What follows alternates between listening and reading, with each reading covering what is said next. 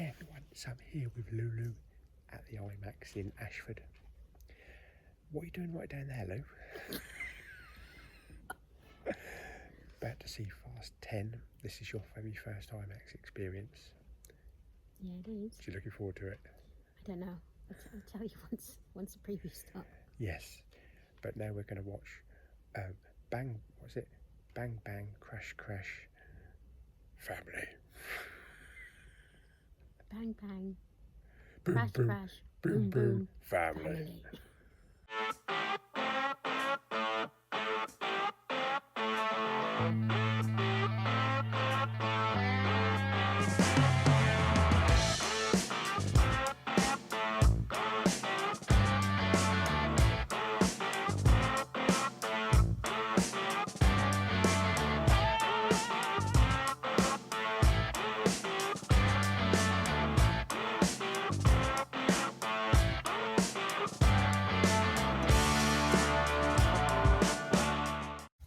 Okay, so we are out of Fast and Furious 10 or Fast X or Fast Family. So Lulu, this is your first experience in an IMAX. First of all, before we get to the film, what are your thoughts on the IMAX experience? It's smaller than I thought it was going to be. Smaller? Well, I suppose if you compare it to the BFI in London, I guess the screen is smaller, yeah. Yeah, I don't know what I expected, but it certainly, to me, it just felt a little bit bigger than one of the bigger screens I've been in.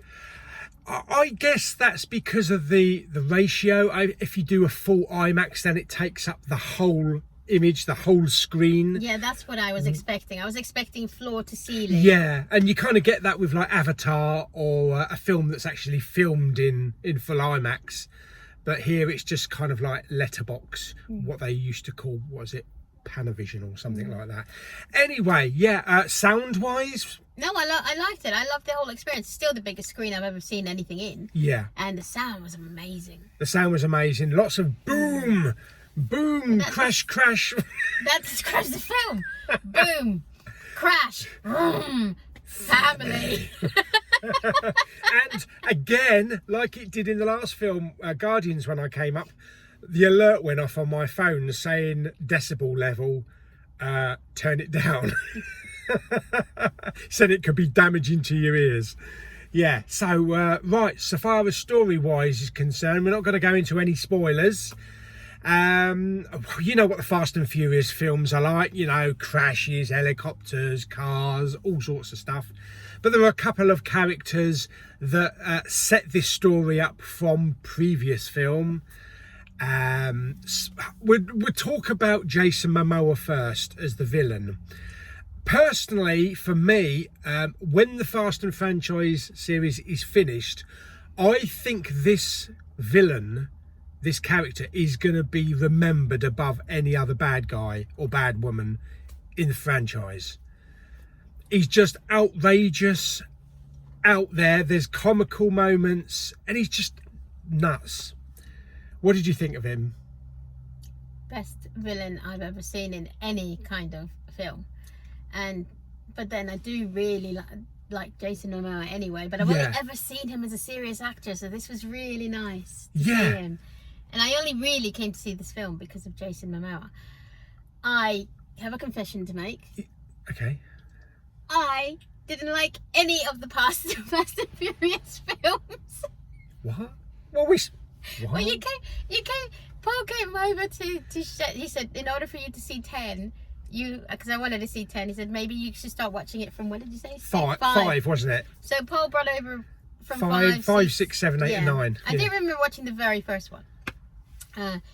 So I was watching them, and I was kind of watching just to know the characters and stuff, but oh my god, I mean, Paul will tell you, I just kept, every single thing, I just kept going, oh my, no way. Oh, please. That's totally inconceivable. My god, that's just totally, I mean, oh, there's fiction and then there's this. And Paul was like, just enjoy the just watch it. Just go with it. Check your brain at the door. Go with the ride. But in fairness to this film, I enjoyed the ride. No pun intended. I really enjoyed the ride. There was no... Did I ever say, of no. No, and it wasn't as outrageous as number 9. I mean, we didn't have cars flying into space, because I remember your face when that actually happened, and I think everybody in the cinema was like that when I first went to see it. It's just. But there are a couple of moments where it kind of like gets close to outrageous. But outrageous, but if you really wanted to, you probably could. Yeah. That's all I'm saying, and that's what makes a film a little bit more bearable for you me. might end up with a few bruises afterwards, though. Yeah. But this is a lot more grounded. This one, this brings it back to like, you know, number 5 and number 6 and even number 7. Some of the outrageous stuff is left behind, and it's floor based. Well, most of it's floor based, but there are a lot of great action scenes, witty characters, great dialogue. New characters come in, not only Jason Momoa, but we also have Brie Larson coming in as well, and and some other characters that, like I say, go back to maybe 5 or 6. And this film is set up. It was originally going to be a 2-parter. We knew there was going to be Fast 10 and Fast 11, but now it's reported that this is actually going to be the first of a 3-part trilogy, which will conclude the franchise. And I can see how this will follow through, and it does leave you on a cliffhanger. I hope we don't have too long to wait for the next one. To wait along, yeah. Two are waiting along for this Yeah. one. I absolutely really enjoyed this film. Probably, I gotta say, it was down to Jason Momoa's character for me. Yeah, it really I think was. so. But also Charlize Theron was actually probably, for me, the best acting I've seen her in action-wise since Hancock. Yeah, she was brilliant in that. Yeah. See, the title of this, I mean, it's Fast and Furious 10 or it's Fast X. I actually read that someone said that they should have called this Fast 10 seatbelts. Fast 10, your seatbelts. Fast 10 seatbelts, yeah. So what are they going to call Fast and Furious 11? Probably just Fast and Furious 11. In heaven? Oh. Yeah, so this was brilliant. And if you've seen the trailers, you know that what happens in Rome, and it's a hell of a lot more expanded than what you see in the trailers, and it's just thrilling car chases and action scenes. In fact, probably there's a lot more action in this film than any single previous Fast and Furious film. But I wasn't sitting there like all the others and going, oh, how much longer is left on this? Oh, I can't. Oh. That's 2 hours of my life I'm never getting back. I actually, when it finished, I was like, what? No, keep going. Yeah. What? No, don't stop. So, Jason Momoa made it, didn't he? He made this film. It wouldn't. I don't think. Certainly made it for me. I personally, I don't think it would have been half as entertaining if he wasn't in it. If they'd had someone else as the villain. It's just the best Paddy I've ever seen. It's the best Paddy. Yeah. It was brilliant. The way that he portrayed the character. I mean, I'm not going to say who his character is. We know his name is Dante, but we're not going to say he's passed. Now, the thing is, there is one mid-credit scene at the end. It's a really good one. I enjoyed the mid-credit scene, and it is what I thought was going to happen. I'm just going to leave it at that. Yeah. And also, without saying much more, that even I, who was wishing my life away, but when I was watching the other ones and wanting it to stop, even I gasped at a lovely surprise towards the end with the submarine. Yeah, that actually took me back. I thought, oh, shit. That was a really good moment, and we're not going to say any more about that. You can't say any more. No, we're not going to say any more about that. But yeah, that was a bit of a really big surprise. But we'll leave it at that. So, Fast 11, what else can we see? I don't know how they're going to expand the story. There are things that happened near the end of the film that need to be revealed, and we need to know what's happened. But that's the trick. That's a tricky thing without going into spoilers. You can't really evaluate on it. You can't really elaborate. But overall, I thought it was bloody good. It's definitely in my top 5 films of the year. Just go to the cinema. Watch it. I can't believe I was asking. Go watch a Fast and Furious film. Get the biggest bag of popcorn you can, a drink. I don't care. Splash out. Leave your brain at the door and and just enjoy the ride. For once, you and I are in agreement about a film. I know. This what really the happens. hell? Is there a pig that's flown somewhere? Somewhere. Yes. So there we go. That's Fast 10 or Fast and Furious 10. Fasten your seatbelt. Fast 10 your seatbelt. So if you was to rate it out of 10, what would you give it? Well, no pun intended, but I would give it a 10. Flipping Nora. As far as these kind of action films that Paul's a big fan of and that I'm not, I gotta say, of all the action films, because I do like John Wick, I love all that kind of action film. Yeah. But this one, I just for entertainment value alone, because it really got me, and I wasn't even focusing on that. So I don't care. That's not unrealistic. That's so unrealistic. I wasn't even thinking about any of that. I got straight away immersed in the film, and it really entertained me. And for that factor, because I don't know how long the film was, but I wanted to keep going at the end. I think it was about 2 hours and 20 minutes. Well, it did dip a little bit in the middle for 15 minutes, where it slowed its pace down, but I think we had to get a breath of air then. Yeah.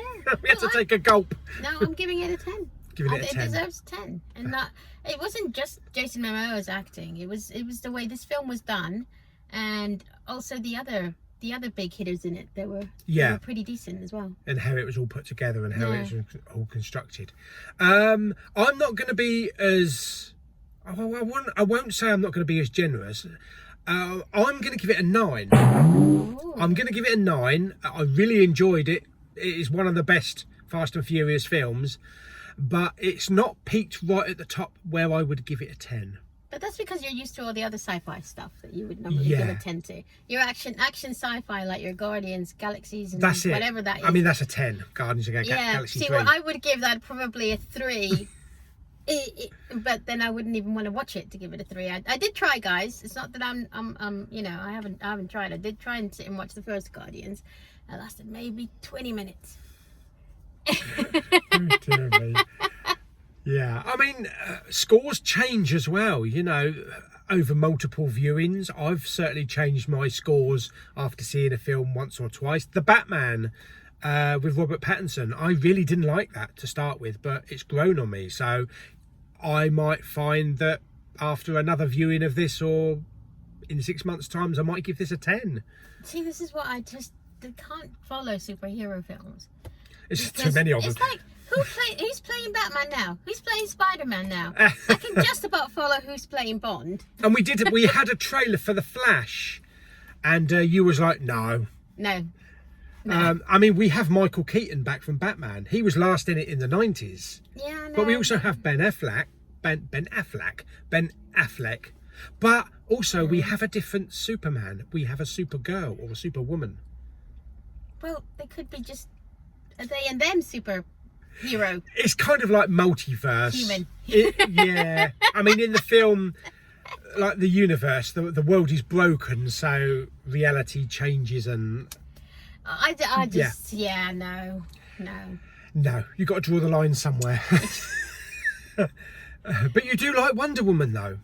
I do like Wonder Woman. And that's nothing to do with the story? No, it's got absolutely nothing to do with the story. Yes, and like I was saying earlier on, we got some new characters in this film. Brie Larson, Captain Marvel, was in it. You haven't seen Captain Marvel, have you? No, so that's a Marvel one that you'd enjoy. That actually goes back to the 90s, and there's a good 90s soundtrack, and you get to see Blockbuster Video and Radio Shack and stuff like that. I'll give it another 20 minutes. My rule is, if the film hasn't gripped me in 20 minutes, then sorry, but I'll move on, because there's so many others to watch. There's, you know, only so many hours in the day.